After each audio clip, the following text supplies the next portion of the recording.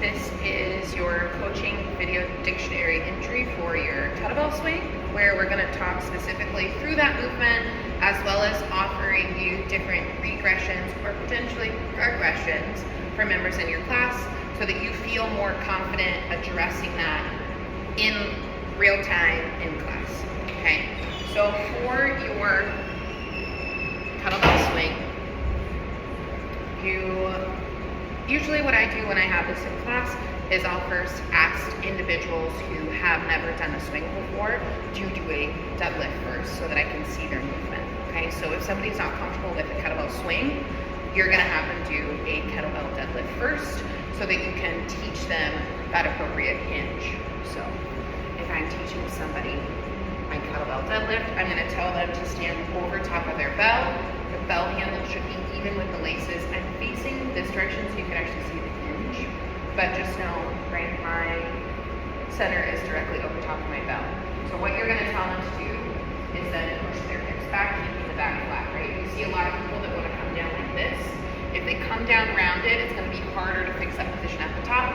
So have them find their brace at the top and then push those hips all the way back.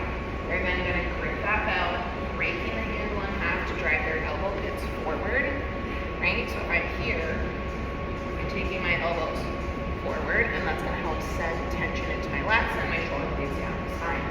Big inhale where I'm filling the belly, exhale, come tall, and then have them push those hips back as they come back down, okay? A good indicator here if they're not keeping those lats engaged is gonna be if that bell translates forward.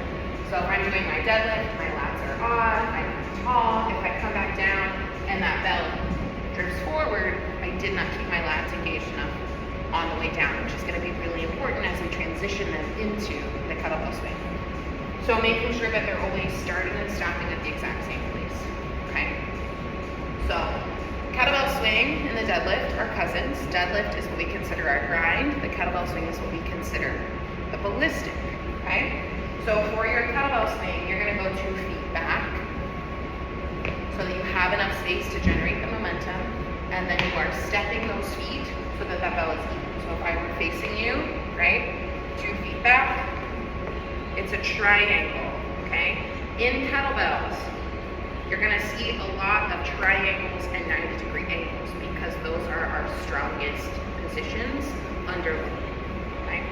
So again, we go 2 feet back, driving those hips back, so you're going to tell them to just come down exactly like they would for their deadlift, but then because that bell is slightly forward, you are going to let your arms come forward slightly and make sure they angle that bell, okay? Because if they're just here, they're going to create too much extra momentum as they hike. So they're angling the bell, driving their hips forward, armpits, elbow pits forward. Eyes are straight ahead, hike, snap, coming back down. So that's your dead stop swing.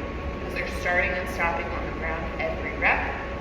Hike, swing, and this is going to be your consecutive swing. Okay? The biggest things that I'm usually looking for here is if they're facing forward, you should see that bell track above the knees. Okay?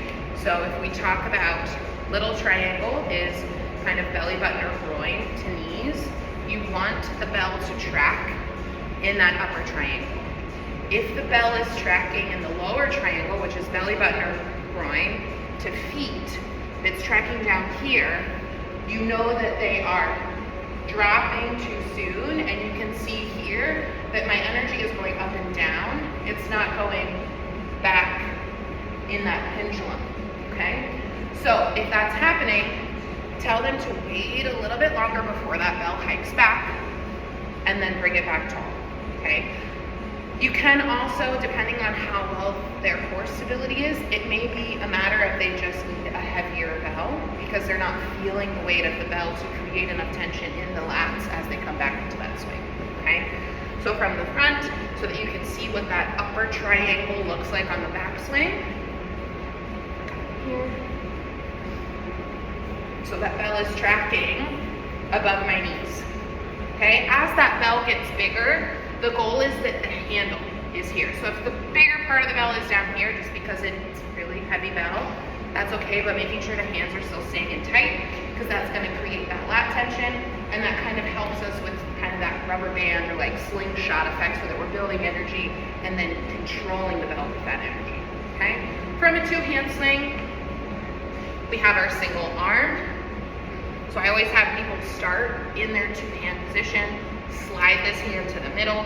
This hand is gonna track outside the leg, tap at the top to make sure that their shoulders are staying square.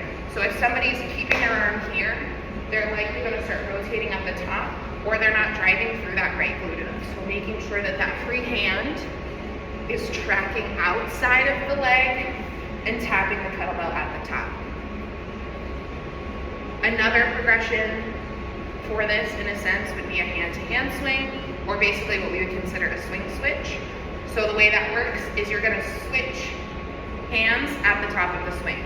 Okay, so if I hike my kettlebell, I come here, I take the bell back with the other arm. So that's another reason why it's important to get them used to having this free hand on the outside of the bell. So let me see if I can move. This may be a better angle. Alright, so we're packing our shoulder back, hand to hand. So we switch at the top.